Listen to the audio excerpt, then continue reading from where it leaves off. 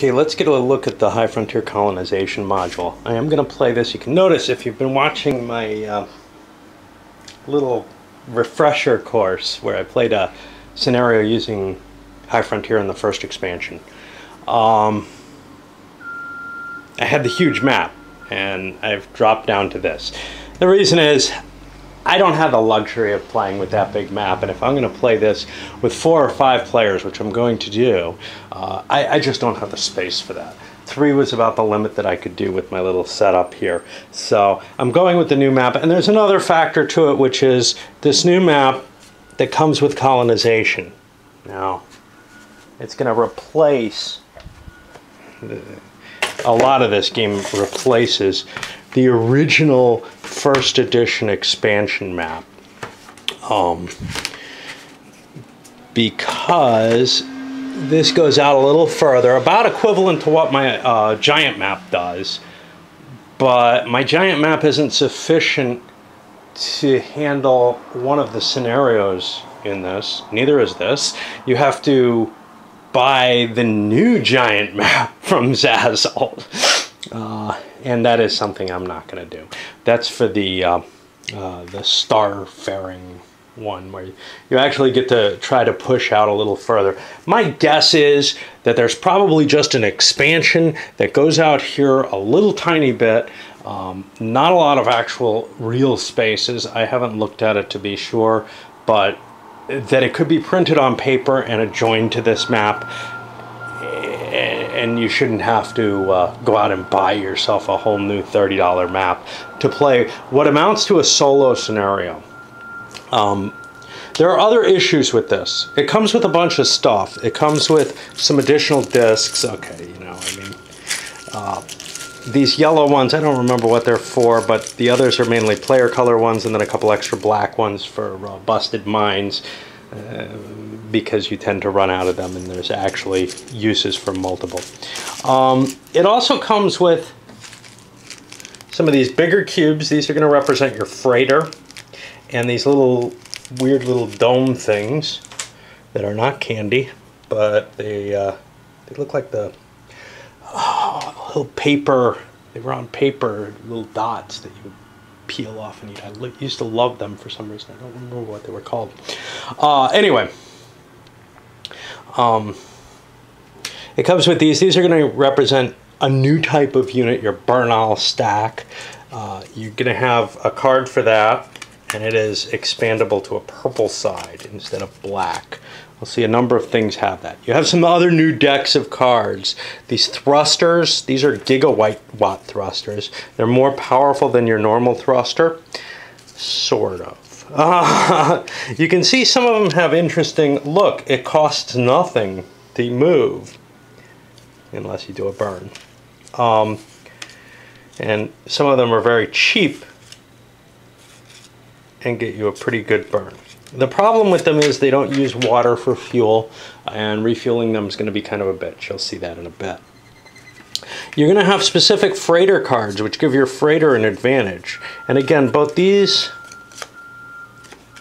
and the gigawatt thrusters, which go up to terawatt thrusters, are expandable to purple. Now these start out black, which means you're going to only be able to produce them in out in space. There's been some rules changes that reflect how you produce items, so that's kind of there's kind of an issue around that we need to discuss. Why is this purple?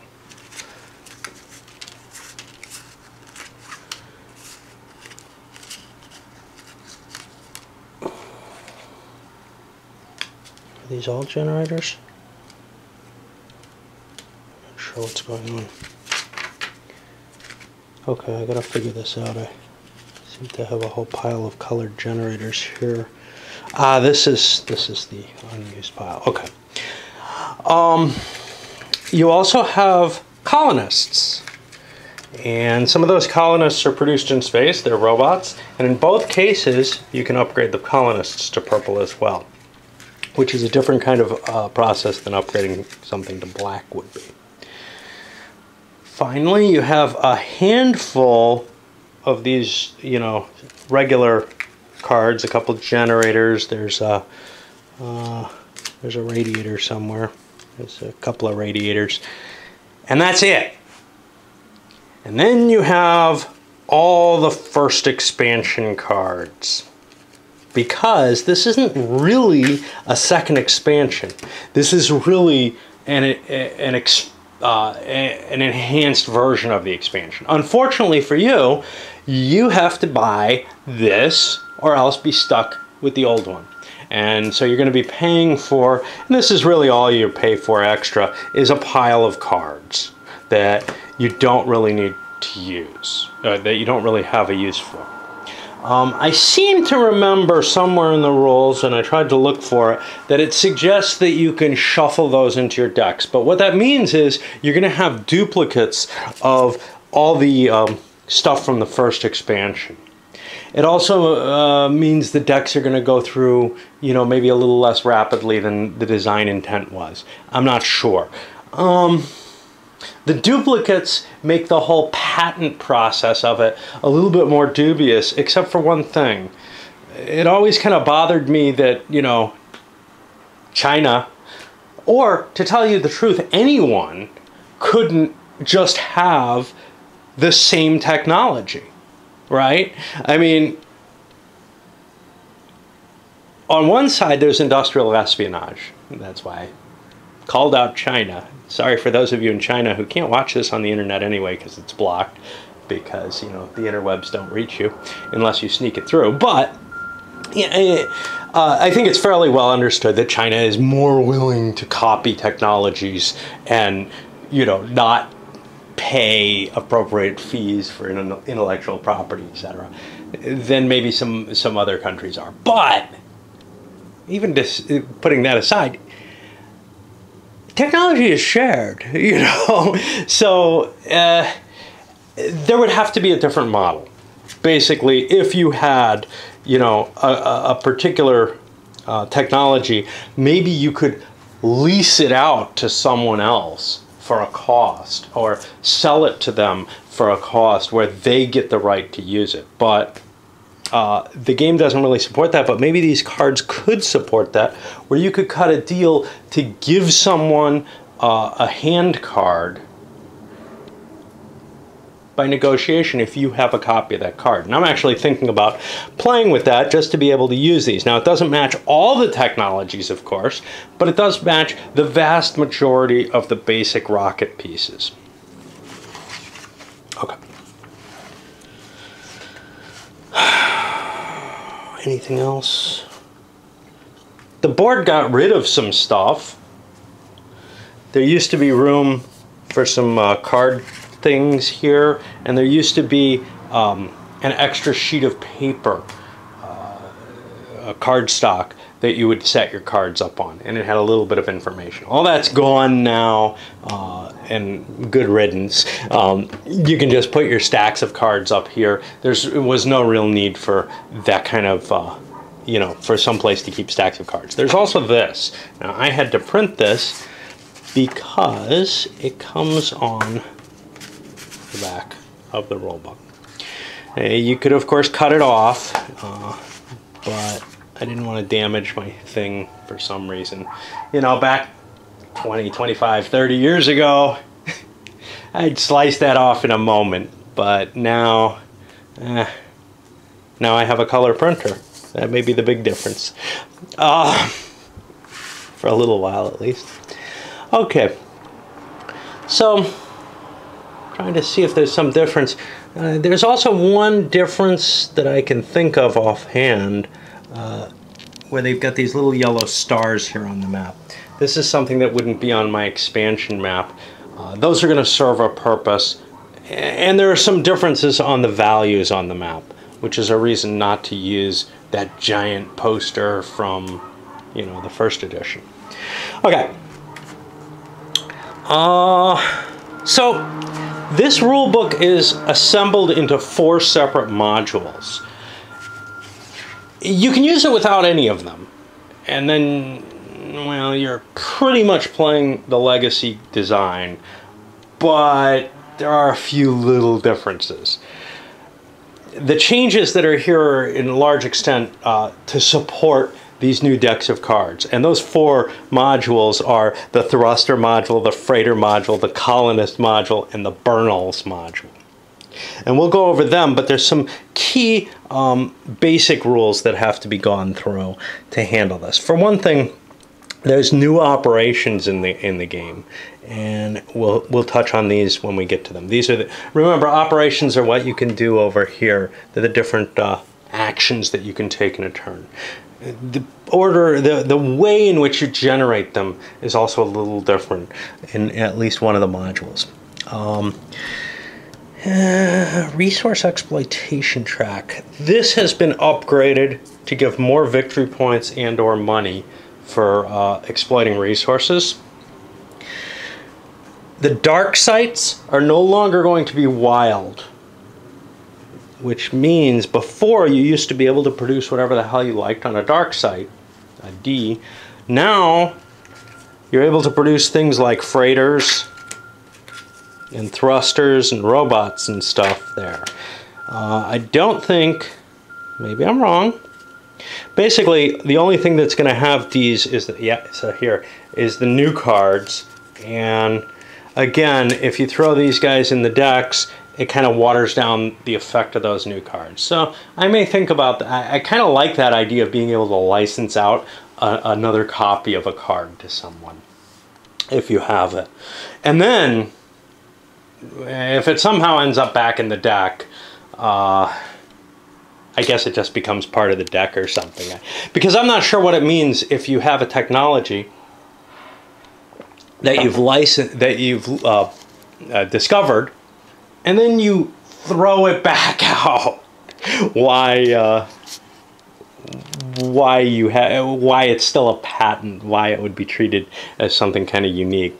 It seems to me when you discard something, anybody could get it. So there's some abstractions in the game mechanism for just in the base game for the way that technology is researched, etc., that don't really reflect reality very well. But hey, you know, this game is not an economic game, and it's not a commodities and technology market game in the way that it's a space exploration game. And it's gone a far way towards correcting some of the issues that I had with the realism, and then also Phil kind of slapped me backside the head and said, no, you're being stupid, and noted something key there. Well, not that I'm stupid, everybody knows that. Okay, so the most important new rules, they've changed faction privileges. Everybody except Red loses their faction privileges if you're in war or anarchy. This is important because in a sense war and anarchy became things Red didn't want, but Red's good at making them. War not so much, but anarchy was something Red didn't want. Basically everybody gets Red's advantage when you go into our anarchy. So why should they get to keep their advantages? Well, I don't know. It kind of sucks if somebody throws you into anarchy while you're out in space counting on your extra thrust from this, or something along those lines. However, it does make sense that the energy being beamed from Earth might be disrupted by anarchy or warfare. You get to take your moves and operations in any order.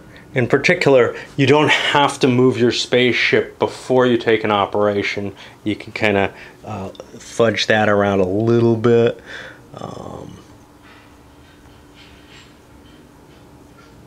Each of your crew and colonist card can perform one operation. But if you're using a colonist, this will be in the colonist special rules, you're going to be paying water to activate them. You have to pay to use your colonists each time.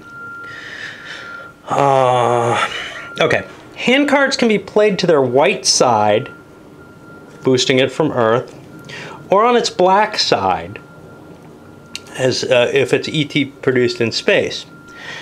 The value isn't set though, like it was in the Legacy game, by like programming a factory to produce a certain thing. So you've just got the card in your hand, and you can produce either version of it if you meet the requirements.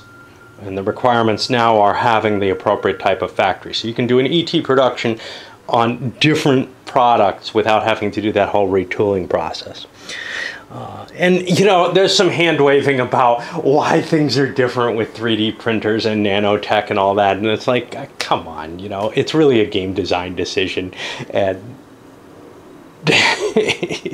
you've got an argument, but you don't really have to make it. But I don't mind, because making arguments about things like that helps you understand the thought process behind the designs, even if they're not really necessary there. Okay. Okay. So factories are going to help you land and lift off in this game. And they provide a certain process of that you can use. You can sell any cards with a free market operation, but now free market operations don't just bring you 3 water per operation. It's based on which row on the political chart you're in. So the further up here towards libertarian work ethic you are, the higher price you get for selling your cards. And the lower down towards authoritarian, the less cash you get for selling your cards. And that's kind of cool. Kind of represents at least one view of the value of a free market economy. However, I would say that a command economy that really wanted something produced would fix the price to a high enough value. So I guess the idea is this is a command economy that doesn't really give a shit about space exploration.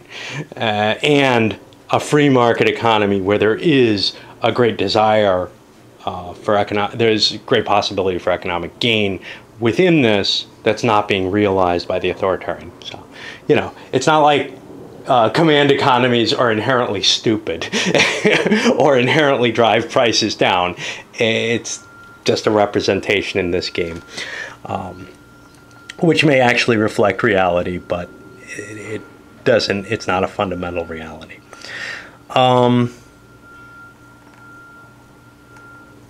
Okay, so but you're not allowed to sell your crew and Bernal cards. They're your player assigned cards. You don't take them from the deck. Freighter, Bernal, Colonist, and GW cards have the purple side. We talked about that. Okay. The sunspot cycle's been changed, and this is one of the key changes, in my opinion, that you should play with no matter what, and I should have probably played with before, but I didn't want to print that out. It's got 12 spots, and it's advanced after all players take their turn. So every time we go around, we move the space. How about that? Time is actually time now, right? Before it wasn't. Who knew what time was, right? The comets were based on how far you moved, which kind of might mean time, but there was this real reality disconnect. And now we've got a fixed time. And that actually works with the map, which is something I didn't think it would. I thought the map abstracted time away. But there is an argument, which is that these are one-year turns. Okay, I'll make it. So this is where Phil schools me. And it's not surprising, but I am kind of surprised how stupid I was. So one of my objections was, look, the planets should be moving. And my thought is, think about how long it takes Saturn to go around. Yeah. Think about how long it takes the Earth to go around the sun, though. 1 year. So sometime within that year, you're going to have an optimal launch. It may not be precisely the path that's shown on the map, but it's going to be fairly close to it, to tell you the truth. It's going to be fairly easy to hit any orbiting items, to get to a path where any orbital items are reachable. So yes, there is still some abstraction with the movement, etc., but it's clearly not the problem that I thought I saw with it. However, the gravity wells may be in different positions, and that is kind of, I guess, maybe what I was trying to aim for. There may be an optimal route to Saturn, but it may not pass through, it may not pass by Mars, as an example. Okay.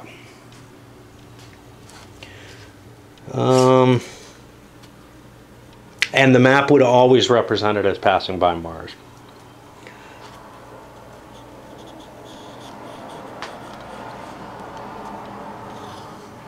Okay.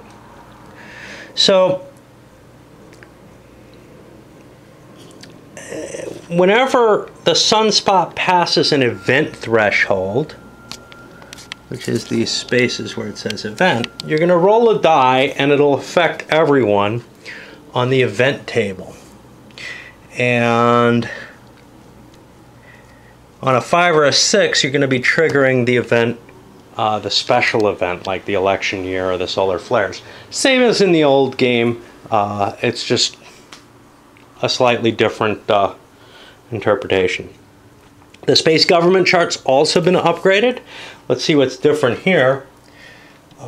We talked about the free market. Black cards are still going to be sold at the value of the resource location that produced them. There may be some slight differences here. You have a victory point bonus. I'd have to pull the original one out to see if it's exactly the same because I wasn't really playing with that.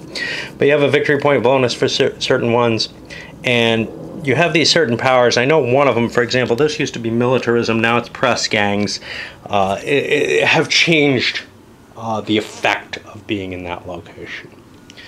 These are the final locations for the starting players. And purple has no special ability. Their goal is to get to the centrist position. The special ability often allows the person who has it something seriously bonused. But it's not always. So the white ones are, and the red one are pro those players, but the others seem more general. Okay. Some more concepts here. Different kinds of factories. Dirt side, lab, push, and lunar factories. These are just definitions that we're going to need for some of the modules, and some of them are for actual rules. A dirt side factory is one that's adjacent to your Bernal token. So if your Bernal token it's going to be in an L. God, this map is so tiny out here. I don't know if I'm going to be able to see these spaces. Okay, so this is here, and if you had a factory out here, good God, maybe I need the big map. If you have the factory out here, this is now a dirt side for this Bernal. And it's possible that a Bernal could have multiple dirt sides. I can't see a damn thing.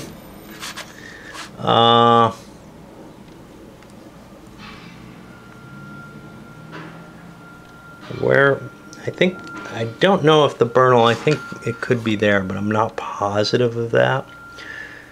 Is that an L? Yeah, that's an L point. Yeah, I'm allowed to be there. Okay, so a Bernal could be someplace like here, and it could have factories next to it, and those would all be dirt sides for that Bernal. That is going to provide a number of bonuses.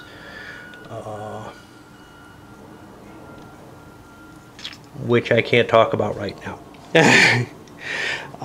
The Bernal must actually be landed on a synodic comet, these colored spaces here, and I guess they're allowed to do that in order to turn that comet into a dirt side.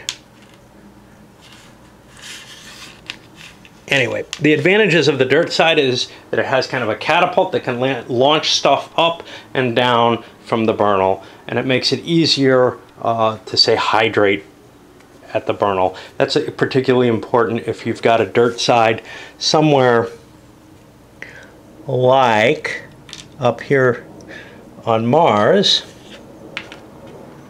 where there's significant resources you could be boosting up into your orbit the same way that you would at Earth. Okay, a factory at a TNO science site. That's these gold stars out here. These are trans-Neptune objects. Any factory at them is going to be a lab. Labs are special. We'll get to, there are other things that can be labs. A promoted Bernal with at least one dirt side on a science site. Now, science sites are just places with these microscopes. Let's see if we can find one somewhere other than with that yellow star, because the map seems so tiny after I played with that huge one. Here's one, Eureka. This is not always a science site in this. There's a 50-50 chance that it's going to be a science site. It's just got a special rule for it. But basically there are some more of these out here. And if you have a Bernal next to that, and you have a factory there, it's a dirt side for the Bernal, then that also is a lab. And labs are going to be allowed to turn things purple. They're what you need for turning things purple. Okay, a factory in Mercury, Venus, or Io is called a push factory. I don't know where Io is. Io is a moon to something, but it's real hard to read this map after that big one. I may just swap it out. Okay, well, I'm not going to worry about it. But the idea of a push factory is they're going to increase the speed of freighters and to allow Bernals to use solar power supports as far out as Saturn. Normally your solar powered supports, I think, stop out here. They say on them or somewhere. I don't remember. But they do not work beyond a certain point. And Saturn's way out here. Let me look at how they allow your freighters to move.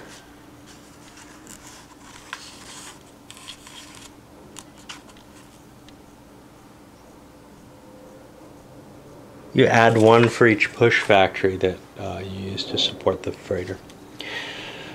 And I already talked about the retooling, etc. You don't have to do that. You can just print the black side of any card that has the right spectral type for it. Okay, where are we next? We have some errata to the 2nd edition Legacy. I don't have the 2nd edition, I have the 1st.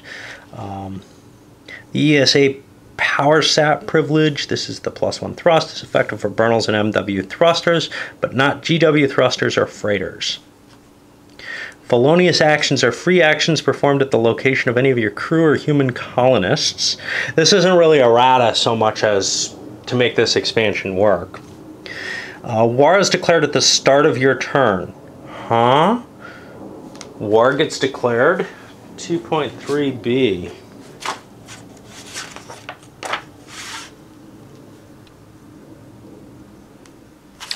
When the Chinese, so the Chinese have a special ability that they can shift something from anarchy into war. Yeah. Which I usually don't use, but they hate anarchy. War seems like they might as well take it that far, but I've never actually used that. The UN gets 1 water tank for each factory cube or claim disc placed, but doesn't get anything for claim jumping. That's just a clarification. Stacks are combined at the start or end of your spacecraft movement phase. You can't pick shit up in the middle of your turn. The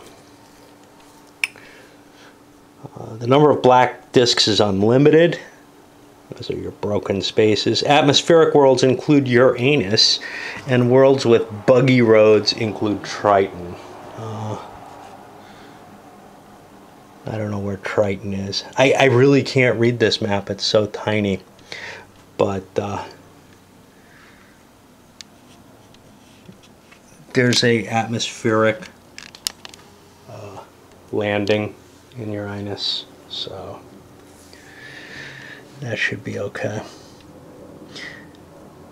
And yes, I am a 12-year-old. I don't dispute that from the ASL guy.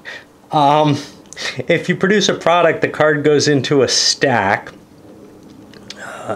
If you don't have a stack where you need to produce it, you can't produce it. So if you can't,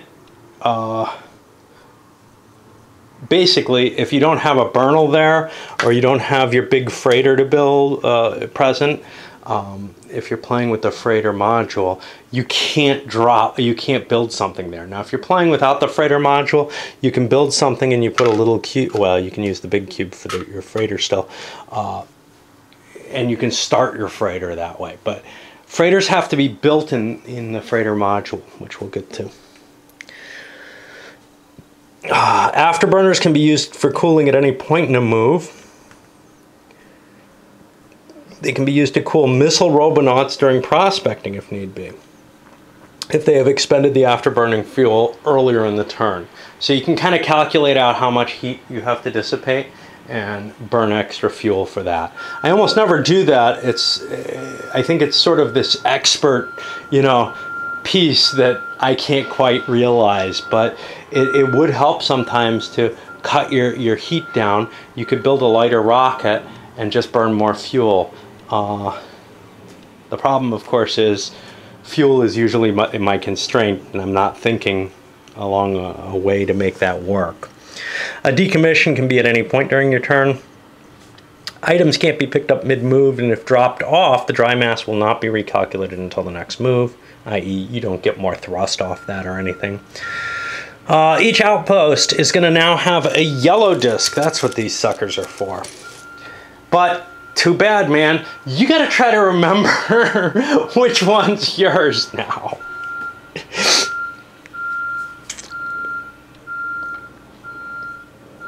Outposts no longer count against your faction's disc limit. I don't know if there's a limit to how many outposts you can have then. Dirt is no longer water. So one of the things in the old game was you could take something that picked up regolith, you know, dirt from space stuff, and burns that as fuel and haul it back to the Earth and sell it as if it's water. Now that was a pretty minor, I mean, people didn't tend to do that much, but it could get on people's nerves. This is going to be hard to track. Along with the gigawatt thrusters, which take specific fuel, there's no counters or markers to indicate that you're running a different kind of fuel than is expected. The thing you have to do, I guess, for this is to represent it with your cards. So if you have a card like a gigawatt thruster that uses a particular fuel and it's going to use S fuel, what you have to do is make that the top card of your stack, just to indicate that any fuel you have is that. If you have water on board instead, which that poor thing can't use, you're going to have to put the card below the stack and you won't be able to run it. But if you're using a dirt thruster, well, then if the dirt thruster is lower in the stack, it can use water as its fuel. Likewise, regular thrusters can use the special fuel as if it's water, but they can't use dirt as if it's water. Okay. And that special fuel is also not sellable as water, which I find kind of disturbing because I think it probably is more valuable than water, but that may not always be the case. And we're coming to a point where I'm going to need to plug in. What I'm thinking is I'm eating up time here. I may breach this into multiple segments just to give my throat a rest more than anything else. I'll just load it up as one video. There is still a quick start. The quick start's been changed a little bit where you're going to get idea turns. I don't seem to remember that in the original quick start. And you're allowed to draw cards at what, like a one water transport each. And you just take the cards that you desire, rather than, I think in the original you were handed one of each type of card. That'll speed up the game's initial segment. May or may not take some of the luck out of the initial part of the game. But, you know, once you get kind of used to doing the trash compacting of the economic system, it's really not that big a deal. Once somebody decides to take a standard operation instead of an idea turn, they become the first player for the rest of the game. And there may or may not be advantages to that because the first player is always the person who has time pass on their turn. That may end up being an issue. Much as I like the idea of time being fixed and actually working the way time should work, we'll see how that affects gameplay, if there's a big deal about it. I don't think there should be. but it could affect if there's a lot of combat or something, I think. Okay. Where did we get here?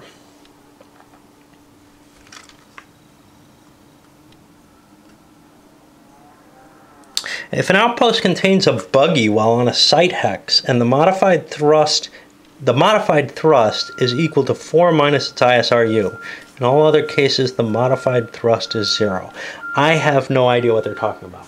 It's reference to a specific rule, 8.4c. A buggy attacking. Okay. If there's a buggy defending an outpost. During Anarchy or War, all players... Yeah, we got that. Egalitarian takes 2 water. The rocket stack returns to LEO with a step of fuel, not dry. This is an example. This is a playthrough that they screwed up some of the examples in. Okay, back to the setup, back to operations. So we got new operations. Now, one rule. You're only allowed to auction 1 card by any means per turn. Colonists are allowed to do operations in addition to your normal crew. For every colonist you have, you're going to be allowed to do another operation. In order to do this, though, the colonist must be in space. He can't do it the same turn he's boosted or built. That was an operation there in and of itself. It can be in any stack, though. It doesn't have to be at the site where it's taking place unless it's using its own ISRU, in which case it is an ISRU doing that operation. It could trigger a different ISRU to do an operation, is what I'm saying. Each operation is going to cost you a water, though. And colonists only have certain things they can do, which is based on their specialties. So these are operations an engineer can do. These are ones a scientist or a finance colonist can do. And we have different types of colonists, and they've got a limitation on what they can do. Colonists have a lot of interesting information on them, actually, and we'll get to that when we get to the module.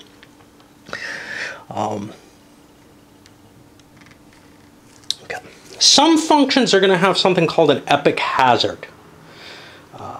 These are basically what are called futures. This is a future here. I'm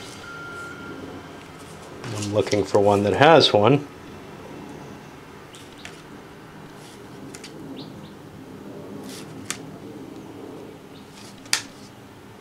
I don't know.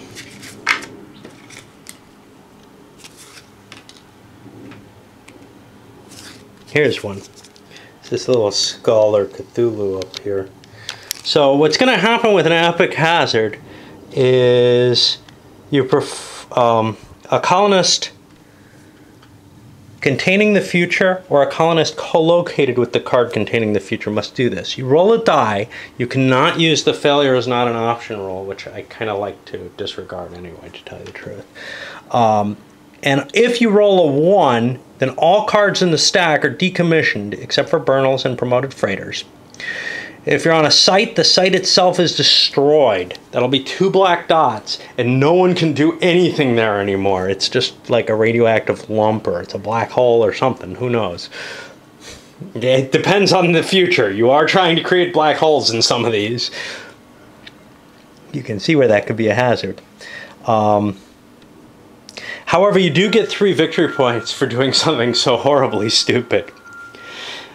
Engineering has a digital swap operation.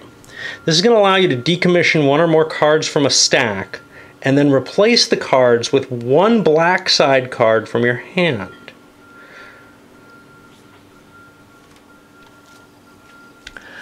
You need 3D printers. The cards being swapped out must be co-located with your big cube, your factory. So you can only do this with the freighter module. You can see how this is kind of organized poorly.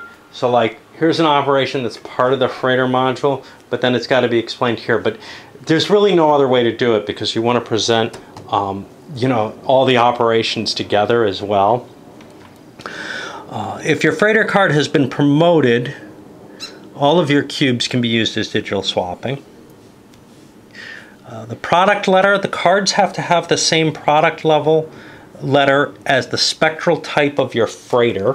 Freighters, like most things, are going to have a spectral type on them. It's, I swear, I don't see it. Okay, this one doesn't seem to have one. I wonder what that means.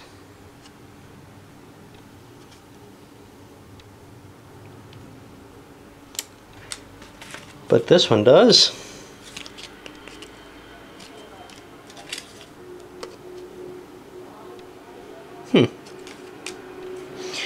Okay, I'm sure there's a note about it somewhere. So basically you'd be turning in, you know, in this case, a bunch of V cards to get a black side V card. You cannot digital swap using the Hyper Beam Rider. That's the guy that we just looked at. You cannot digital swap your freighter card itself. And the stack must not end up with more mass than before. The combined mass of the decommissioned stack cards must be greater than or equal to the mass of one of your black side the one black side card replacing it. So basically, what you're going to be doing is taking materials of a certain spectral type and converting, that happen to be tools and components that you already have, and converting them to something else that you have the blueprints for, of the same spectral type. It's got to be the same kind of material in it, but it's the advanced black type of card. This allows you to do factory type production in low Earth orbit even, which is awesome. And if the factory ends up with less mass, you adjust the dry mass as required. Promotion. This is done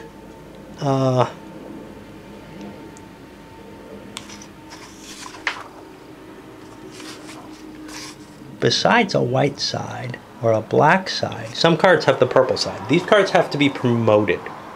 Promotion has no effect on a card without purple. In order to promote a Bernal or a freighter, colonist, or GW thrust. Okay, a Bernal has special rules. A freighter, colonist, or GW thrust, you have to bring it to a lab and you do a promote operation, which flips the card over to purple. Spectral type doesn't matter here. And if you decommission a promoted card, it stops being promoted, it comes back to your hand. There's no such thing. Cards in your hand are just cards, but you have no way of producing a promoted card initially. Suffrage. These require science colonists. If your regular crew can do any of these, but colonists are limited by their specialty. Okay, to do this, you must be in power. The government ship has to be in your color. Take the blue one. So, for example, green would be in power here. Purple starts out in power. At least one robot colonist must be boosted by someone, and you roll a die. If the result is less than the number of cards in play on their purple side, including freighters, Bernals, colonists, GW thrusters, you have become the robot emancipator. No other player can ever become the emancipator. The robots will be treated as humans, except that they don't count against your maximum human colonist in space. They prevent glitches, and in peacetime they have a loyalty to the emancipator. Because consciousness is not fungible, neither humans nor emancipated robots can be digitally swapped. Which is to say you can't rebuild humans out of robots and such. Great. I don't know if this was the right place to say that, but okay. So the advantage here is robots are like your rockets when they're unmanned in some ways. They provide, you know, component value, and they act as colonists, but they aren't going to prevent all of, you know, they aren't going to prevent glitches, for example. They do, I believe, still affect the ability to combat against a hex. You're allowed to commit felonies if there's no colonist present, but I think robot colonists prevent that, even if they're not sentient. That's what the suffrage operation really is. It's a sentience. There's an authoritarian regime probably doesn't allow a lot of free voting anyway. So suffrage is kind of the wrong term for it. Recruiting. This requires a financier or your legacy crew. If your hand size is less than 4 cards, you're allowed to take 3 cards off the top of the colonist deck, pick one to put up for auction, and put the other 2 beneath the deck. The reason this is important is because of this. This is the loyalty of the colonists. And you may not want to boost colonists who are loyal to someone else. Sure, all your cards are kind of not necessarily correct. You know, you may end up not getting the right refinery that helps you. I actually wish that there was something similar to this for all research. You're allowed to just use a regular research operation to put a colonist on the board up for auction. But this is another way to do that. I wish there were dedicated research that allowed you to dig through a couple of cards in a deck and decide which one. But there isn't. It does bring up some interesting questions because normally you can't look at the back of the cards that you have. In this particular case, you'd be able to examine those colonists fully before you decide which one you're going to put up for auction. That not being able to know what's on the back of the cards is really a problem because some people will memorize the game and be so used to it that they know which one of these they want for the backside rather than for what's obvious. And, well, I'm always disturbed by things like that. But you don't want to reveal the next card down either. I guess there would be ways of doing it with a shoehorn type thing, where you can kind of, not a shoehorn, but a card shoe, where you'd kind of have the ability to just, you know, pull out the top card and maybe something would cover the next card. I don't know. But it would be a painful mechanical solution to a problem that's not that big, I guess. Hostile recruitment, also finance. This operation allows you to woo colonists owned by other players during peacetime. The target colonists will move to your stack in the same location. You have to have room for the colonists, enough dirt side hydration.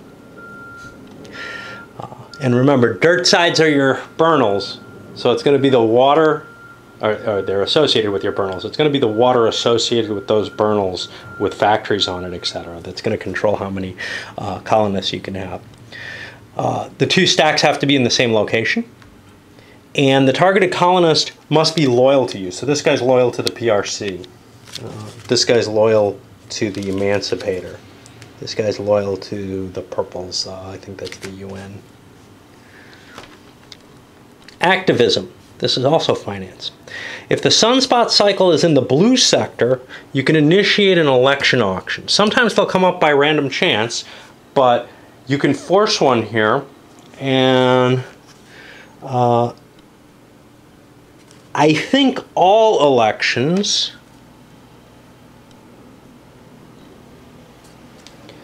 in this are now a blind vote. Your vote, I think it supersedes this. It's not absolutely clear the way it's written. So the way this is going to work is you're allowed to put about up to 10 water points that you have into ballot stuffing, advertising, whatever, and you hold them secretly in your hand. That's going to be your bid. In addition, every human colonist you own in space during wartime gives you a vote, and each human in space with an election button of your faction gives you a vote in peacetime. So no matter who owned this, the PRC would get the vote for it during peace. But during war, whoever owns it gets the vote for it. During war, these count as 1 vote each.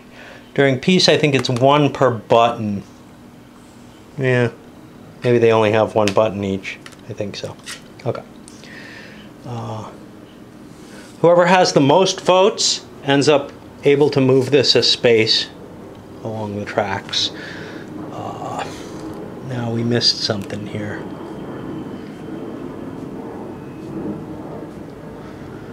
If there's a tie, the person currently in power decides who won. If nobody's in power during an election tie, then things stay as they are. Antitrust operation. You have to be in power, i.e. you have to have the chit in your color zone. And you must have a victim who has 2 or more hand cards of the same category, so like 2 radiators. If so, the victim has to surrender 1 to you. And it doesn't matter how big your hand is. Remember, normally you can't put things up for auction if you have more than 3 cards in your hand. And now that's 3 cards, it's not 3 white cards. Well, now you can force people to hand you cards if you have the political power. Oh boy, we're dripping. Okay. Let's see what's different in spacecraft movement. I think they worry mainly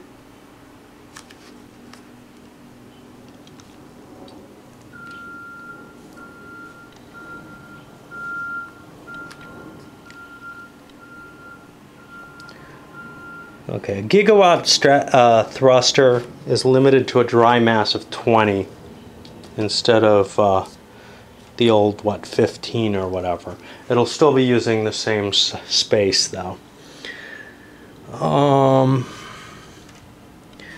Everything's the same about spacecraft movement, except there's going to be this factory assist idea that we'll deal with. After you move, you can, without cost, perform an extropy.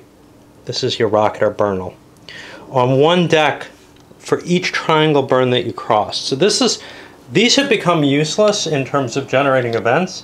Now what they are is, as you pass through them, you're going to get this ability to cycle through these decks. If there's cards you don't like up there and nobody's moving them, for example, you may want to ditch those cards and you can put them on the bottom. So that kind of uses those little pink triangles in a different way now that they're useless. And then they clarify how fuel actually works, because I guess some people had issues with that. We've covered that already though. Okay. A rocket can have multiple different types of thrusters, basically. You've got to declare which one's your actual thruster for the turn, and you have to keep track of your fuel based on that, which could be an issue. I explained it earlier.